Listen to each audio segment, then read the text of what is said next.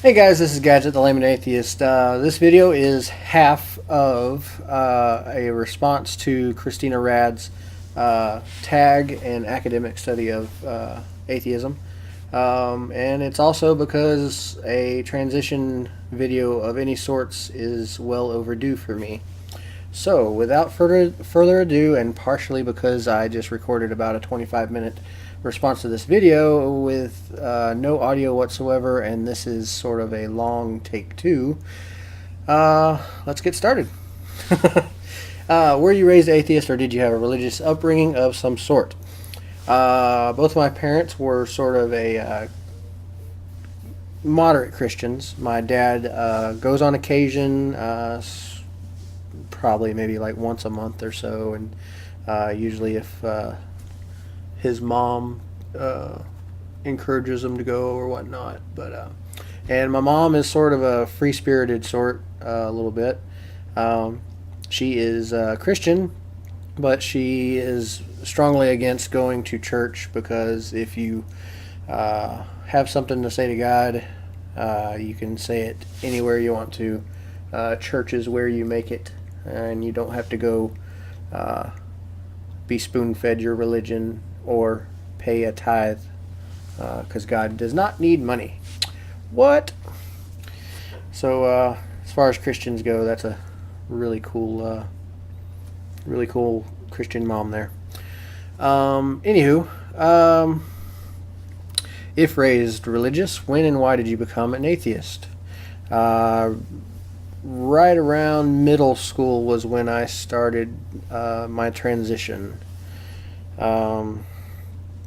It actually sort of started because I wanted to sort of do a legitimate swing at getting in tune with God, which is, as I've seen in other cases, a situation that is not without irony. So basically, I wanted the truth, and I you couldn't exactly trust the Bible. And if you did trust the Bible, which Bible did you want to trust, and what version of each Bible should you trust? It was fairly obvious that the Bible's written by man, so what other sorts of input into getting sort of hardwired to what the big guy in the sky wants from you? And eventually it was sort of, Bibles were out of the question because written by man, different versions, and even what might be considered the best version had its many, many problems. Church was sort of a moot point because religion definitely struck me as something that's best self-taught, and many ways, I agree with my mom on that. You don't have to go to church to talk to your invisible guy in the sky. What was this transition from religion like for you, for your family, etc.? As far as everybody outside of myself, didn't affect them at all because my transition was so slow. The very beginning of my transition was probably around middle school, about 7th grade. Up until honestly about a year ago. The beginning was what I just said. I sort of went searching into saying, okay, well, what Christianity isn't exactly doesn't seem to be vibing right for me. I have beliefs in God that don't necessarily vibe well with Christianity. So what am I? I've got some friends that believe in different things. Let me hear their story.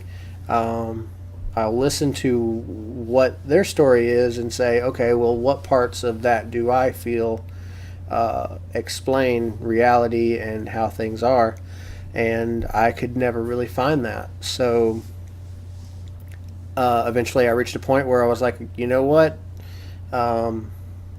If the God I believe that's out there is cool with me taking sort of a hiatus and sort of sitting back from being a religious person at all and sort of saying, okay, let me take my time, get a feel for whatever religions kind of come to me, and sort of don't really claim any religion at all, and see what beliefs, see what religion fleshes out for me. Not even considering really that atheism was where I was going to lead. I was just sort of taking a temporary break, and if it ended up that I was like Buddhist or something, or Muslim, or anything, just Mormon back to a Christian, what type of Christian, just whatever set of beliefs felt true to me. That's what I wanted to go with. I wanted to, if I was going to go through the motions of being in a religion, I wanted it to be me. I wanted to figure out a set of beliefs that truly felt right to me, so I wasn't doing anything different than what I actually believed.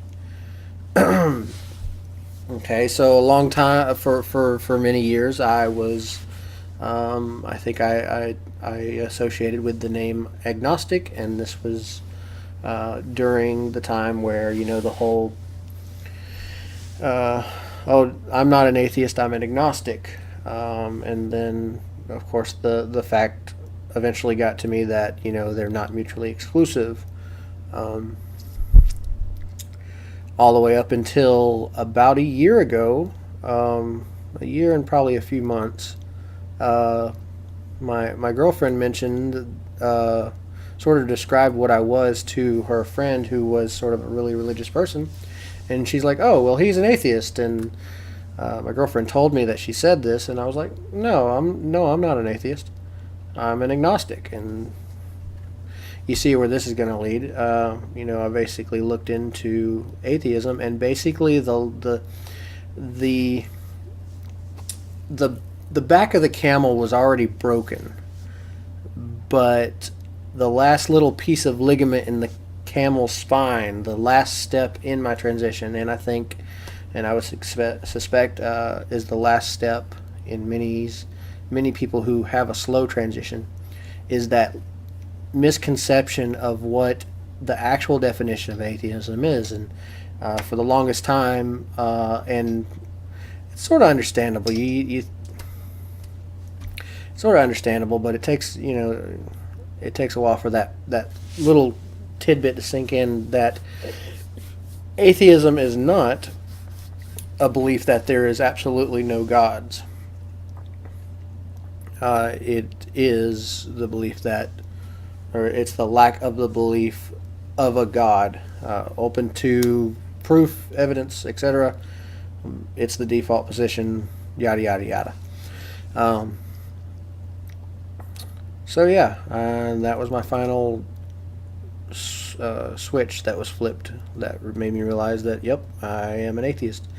And I know I'm a good person, and atheists, being an atheist is not necessarily any stock in how good or bad of a person you are.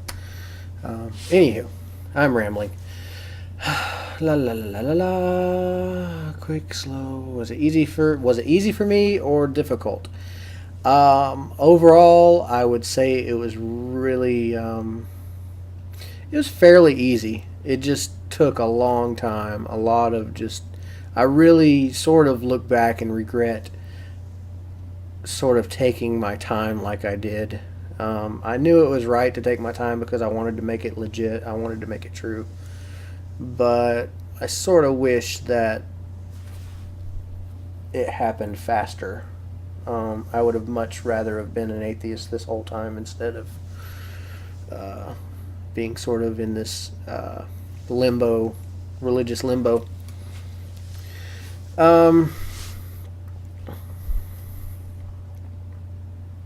Overall, would you say that other people's beliefs in God is a good thing, a bad thing, or something you're indifferent about? Definitely not indifferent about.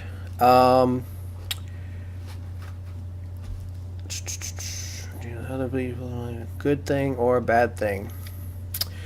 Overall is the key word here. Overall, I would say it's a bad thing. I mean, one of the arguments, and I know I'm probably going to touch on this in the fourth question, is when you're scared or you're fearing death or whatnot, you have this somebody that's there for you, somebody that cares for you, and someone who's going to make everything okay. If you have a belief that there is that person,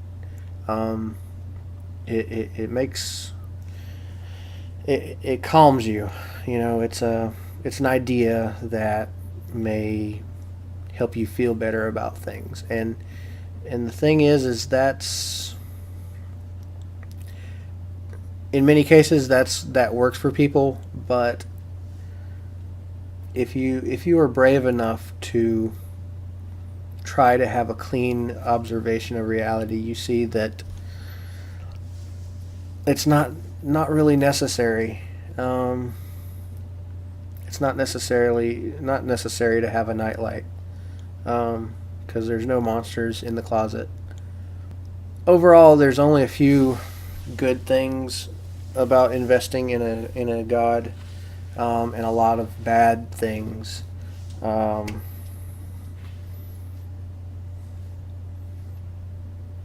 Overall, it's just dishonesty. It's an assuming. It's a jumping to a conclusion. It's a crime scene and pointing to the nearest person covered in blood and saying, "Oh, there's the killer." Not necessarily. It's just not the healthiest way to try to observe and make sense of what the heck is going on here. So overall, or I would say overall, it's a bad thing. Have you ever been treated differently by people because you're an atheist? If so, please describe this in detail. Overall, I have not been treated differently. I have been terrified, not terrified, but at least nervous to all get up to come out to certain people, like my boss. I came out to my mom, and of course she did the typical, "Oh, duh," like it was really obvious. I guess it might have been, but obvious to everybody else but me. If not a religious person, do you consider yourself to be a spiritual person? Oh, I really wish I had the microphone working on the other one, because I gave a good answer to this one. Let's give this a swing. Spiritual, as far as the link of the term spirit, no. Spiritual as far as that's the spirit, or that's spirit, like in the vein of something. I am a spiritual person as far as a drive to help, try to work on this, try to help a lot of people not make the mistake I did in assuming what atheism was, or help other atheists know that they're not alone, help build this community of people who value reality and truth more than tradition or superstition. Value the people who are brave enough to ask any question, even if that question is doubting the existence of God. You should be able to ask that question, and if you don't have an answer, then you don't have to give an answer. You don't have to give an answer. You don't have to say, yes, there is a God, no, there is a God, or yes, there is a God, no, there isn't a God. I don't know is an absolutely beautiful and respectable answer. It is humbling in being honest, in you not being omniscient. Um, you being human, you being placed at this point in the universe, and there being this whole other universe, areas in the universe that you are completely oblivious to, and being honest about that. Yeah, it's just a wise place to be. For many people, belief in God provides hope or comfort with respect to suffering in the world and to the inevitability of death. As an atheist, how do you come to terms with these things? When I see suffering in the world, it triggers a drive to try to help it, try to stop it. If it's within my power to do so. If I'm the one suffering, pretty much ditto, except for myself. I try, I think about what can I do to make things better, and I try to go with that. Suffering sucks for anyone. Hope and comfort are basically our part of our natural goals in progressing in self and as a species. So you're driven to survive, you're driven to reproduce, and you're on top of that. The next level is a drive to try to make things better, and I think that will never go away. Either for yourself or for others, you'll always have at least a small part of you that tries to make things better. Either suffering yourself or observing suffering. Hopefully that triggers a call to action and a drive to try to help and make the suffering reduce, or and even in the absence of suffering, you say, hey, this right here, this life is pretty good. How can we make it better? How can we rock this thing? So as far as the inevitability of death, I don't really see an issue with the inevitability of it. But as far as death itself,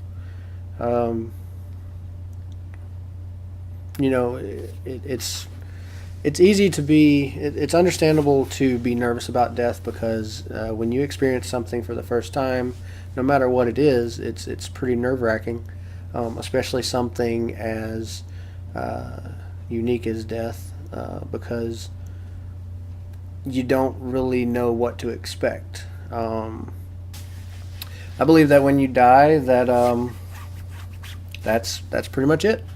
I believe it is Mark Twain that said, and I am going to slightly paraphrase his quote, even though I am posing this as a quote: I was dead for millions of years before I was born, and it didn't inconvenience me in the slightest. Without a God, I still have hope. Without a God, I can find comfort. As humans, we have each other, so all you have is this life, and do with it as you will. Try to enjoy your life, and on occasion try to make things better for other people. But yeah, that's pretty much my answers to the question. So see you later. Bye.